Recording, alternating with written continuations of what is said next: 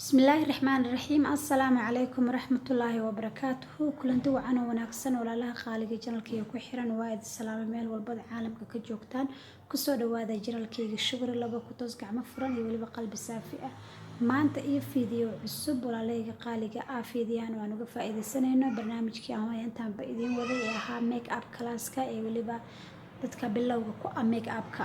insha Allah waxaan rajeynayaa inaad ka faa'iideysan doontaan haddii aad channelkii ku cusub tahay ama fiidiyahan uu yahay fiidii kugu horeeyay aad aragto fadlan subscribe la channelkayga gambalelkana furo si ay kuu soo gaaraan fiidiyaasheeda cusub asxaabta nagu cusub waxaan leenahay soo dhawaada gacmo furan ku soo dhawaada asxaabta hore noola joogtay adinkana waad mahadsantihiin insha Allah asxaabteeda fiidiyaha iyo sida uu bilaaban doono daawasho wanaagsan dhameyso fiidiyaha daawo ilaa iyo dhamaadka si uga faa'iido mar labaad soo dhawaada walaalahayga sida ujeedin sunniya way ii samaysan yihiin waxaan rabaa markii inaan mid kamid ah aan tiro si aan idin tusiyo qaabkii aan u sameeyay webs ayaan soo qaadanayaa isaga ayaan hadda ku tiraya sheeda waa taas ay ku samaysan tahay marka webska hadda ku nadiifinaya webska mar walba wuxuu ka anfacayaa meelaha aan nadiifinaysid asaga ayaa fudud oo ku tirtirayo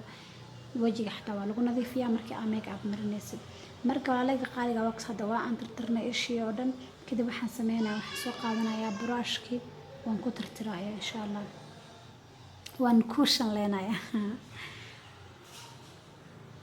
markaas ku shanleeyo ka bacdi waxaad intasahay saddexaas qaab haddii aad fahantid indho walba oo aad leedahay iyo si kasta oo indhahaaga ama ay er yihiin ama ay u badan yihiin baa u hagaajin kartid timo sunniyaha oo quruxsan kartid hadda waan iloobay markii hore qalinkii dheerayaan waaye meel ka baxay mid hore dhamaad ahaa meel iskiilan soo qaatay mid kale waxaan ka cuudaarnaa inaan muraayad isku aatiyay bas indhihii marmarka qaarkood gadaal ka soo xasuusanaya markaas aan iska wareejiyay sorry hadda marka inaan shaa u shanleeyo meehin waxay idin fast step-yada ka bilaabo waan ilaawo hadda aan tusaa marka halkaas oo meesha ka bilaabato halkaasna waa dhexda halkaasna waa dhamaadka halkaas ayaad ku aadinaysaa marka meesha u horeyso sanka meeshiisaasna waxaa ku aadan meesha dhexda la rabo inay soo gudato halkaasna waa meesha la rabo inaad ku aadisid isha dhamaadkeeda saddexaas qaybood ayaad isticmaalaysaa oo A iyo B iyo C marka qalinka ayaa soo qaadanaysaa waxaa sameynaysaa qalinka aad u yiri mid dheer fiican in saas u calaamadeynaysaa meesha bilowga ah meesha dhexda oo iyadana sanka dhexdiisa halka ku aadan ayaa iyadana soo calaamadeynaysaa in meesha kale oo iyadana sanka dhamaadkiisa ku aadan oo la rabo ayaa iyadana waa calaamadeynaysaa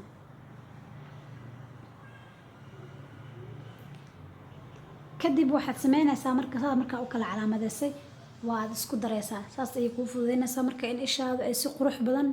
saa u soo noqoto markaas ayaa tii kala ku geynaysaa kadib haddana waa soo wadaysaa midii hoose ku soo xiraysaa kadib waad buuxinaysaa wixii khalada foundationka tirtiraayo dib ma laha kadibna qalinka ayaa ku buuxinaysaa si meelo firaqa uga dhameysid isha markasta haddii aad tahay qof midabkiisu uu yahay midab xogaa cadaan xigeen ah waxaa isticmaalaysaa qalinka brownka black marnaba ha isticmaalin maxaa yeelay indhaha waxay kana indho fake ah waxay noqonayaan waa la arkaa in indho kul soo marsatay laakiin marka kan aad marsatay qalinka brownka ah ma saarayo sunniyaha inay yihiin sunniyo aad soo marsatay foundationka waxaa isticmaalayaa qeesha hoose waxaa la rabaa inaad u isticmaashid color ka cad jirkaaga meesha korona waxaa la rabaa inaad marisid color u eg jirkaaga maxaa yeelay meesha marka sunniyaha laga xiro jirka kale way ka cadahay sidaas daraadeed waxaa u isticmaalaysaa maxaa la foundation cadaan ah qaybta sarana lama rabo inaad kii cadaanka hoos marisid inaad marisid waxaa la rabaa inaad marisid mid jirkaaga u eg marka laba color isku darsanaya aniga hadda kana isticmaalayo aad u iga cad yahay wax yar waa madoobaanaya si jirkayga si aan u soo saaro xogaa mid iga yar cad zaaidna aniga ahayn qaybta hoose ayaan ku jarayaa qaybta sare markaan gaarnana kalar madow ah ayaan ku darayaa si uu jirkayga ugu ekaado oo isku leekaysa markastaba foundationka aad haysatid waa isku daraysaa jirkaaga ka soo saaranaysaa ama midka ka cad aad u isticmaalaysaa marka hoos aad jaraysid insha Allah waxaan rajeynayaa inaad fahanteen saddexdaas qaab hadaa martidna sunniyo walba qof walba oo sunniyaha uu leeyahay xataa hadduu zero uu yahay uu xiran yahay sunniyaha waa aad sameyn kartaa hadda qaybta hoose ayaa isku dareynaa saa isha kale way ku sameysnay Soomaha isha kale saas oo la soo raacaysa si ay isku la ka ekaadaan labada sunniyood hadii kale midna inay ka dheeraato midna ay ka gaabato lama rabo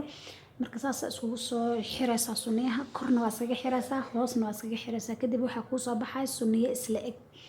kalarka koraan rabaa hadda inaan sameeyo marka kalarka waa madoobeynaya si jirkayga uu igu ekaado hadda waa kaasaa waxaa isha labada indhood isku soo qabanaynaa qaybtii sare qaybta hoose hore iskugu qabanay kadibna waa aan jaraynaa si tartiib oo taxadar leh ayaa u jaraysaa haddii aad saddexdan step raacdo sunniyo walba waa leedahay insha Allah waad hagaajin kartaa ishii waa taas sidaas ayay ku soo baxday il ayaa maanta dhadhahoyaa waa sunniyaha ishii ayaa ku heshay marka sunniyihiisa ay ku soo baxeen qofka markuu midabkiisa madow xigo oo madow uu yahay qalin yar oo madow ayaa qaybta dambe uga daraysaa si ay sunniyaha u soo muuqdaan because qofka markuu madow yahay in hada qalinkan brownka oo maraysa zaad uga muuqanaya marka balaag yar ayaa waxa uga daraysaa meesha timuhu ay u badan yihiin oo dhexda ah